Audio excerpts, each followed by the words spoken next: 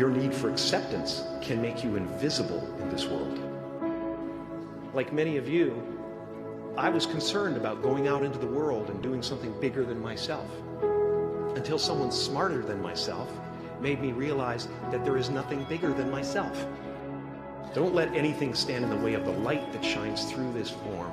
Risk being seen in all of your glory.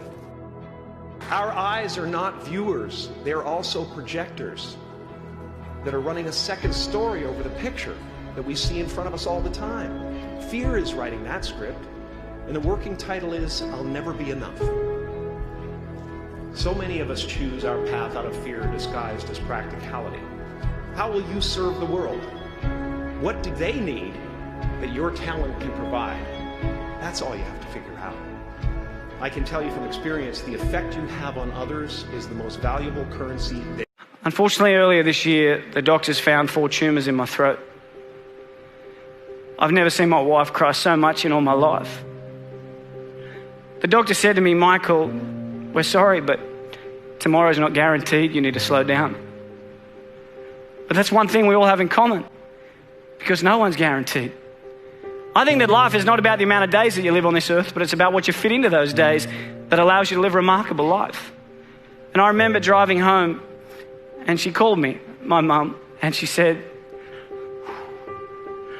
Mike, what'd the doctor say? And I said to her, Mum, everything's going to be okay. Every one of us, every single day, is blessed with the air that we breathe, the opportunities that we have.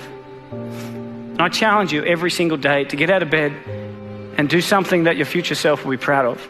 You will fail at some point in your life. Accept it. You will lose. You will embarrass yourself. You will suck at something. There's no doubt about it. I was a 1.8 GPA one semester, and the university very politely suggested that it might be better to take some time off. I was 20 years old. I was at my lowest point. But here's the thing. I didn't quit. I didn't fall back. But I continued to fail and fail and fail. But it didn't matter, because you know what? There's an old saying, you hang around the barbershop long enough, sooner or later you're going to get a haircut. So you will catch a break, and I did catch a break. Last year, I did a play called Fences on Broadway. It was at the same theater that I failed that first audition 30 years prior. We are not a company that normally China call it. We call ourselves a company that's running a platform, a company that is running an ecosystem. We are almost everywhere. People say, Jack, you know, you are in the B2B and B2C, and you're calling C2B on the finance and online payment, logistics, cloud computing. You are everywhere. Not because we're greedy, not because we want to do it, because we have to do it. If we do not do it, China e-commerce in the years will collapse. I remember 9 years ago when I started at Alipay, people say, Jack, don't touch the financing sector because it's illegal, you may be in prison. So I say, well, put me in the prison. Let's make sure that Alipay, the payment solution, works. And people say the payment solution is such a stupid idea. It's an escrow service. And I say, as long as they solve the problem, I like stupid things, you know. Let's make stupid things smart. Keep on improving. What do you think happens when we die, Keanu Reeves? I know that the ones who love us will miss us.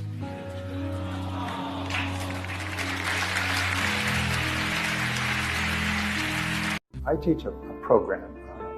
It's an advanced coaching and mentoring program to business owners. And I tell them that if you come and work with me for 1 year, I'll show you how to double your income and double your time off within 12 months. It's very simple. I hand them out a spiral notebook, like a school notebook. And I say, what I'm going to ask you to do is I'm going to ask you to write down 10 goals that you'd like to accomplish in the next 12 months. Write them in the present tense as though they are already a reality. Not I will earn, but I earn. And then at the end of it, write by and have a due date.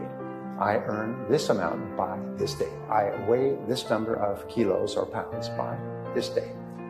Now, when you write it down, you engage in what is called a psychoneuromotor activity. But what it means is that you see it when you're writing it. You sub-vocalize when you are right speaking. And by doing the handwriting, you actually program it into the hard drive of your subconscious. You should never feel comfortable. You should be happy and dissatisfied. You should never be satisfied with what you got. Because the attempt to get more makes you into something better. Don't let anybody tell you, hey man, you know, you should just be happy no! You should double your business. Come on. Then what's your advice to these small business founders today? Work hard. You're going to need some luck, but the harder you work, the luckier you get. And if it doesn't work out, that's not the end of the world. I just don't have anything in common with people that sit there and say, oh my God, it was terrible. It was terrible. It's water over the dam, under the bridge. Get on with it and start another business the next day or another career. And be honest, look in a mirror and say, why didn't it work out? Well, it wasn't the skill set, or I didn't have the temperament for it, or I was in the wrong place, wrong time. Maybe I can afford to do it again, maybe I can't. But people aren't honest with themselves.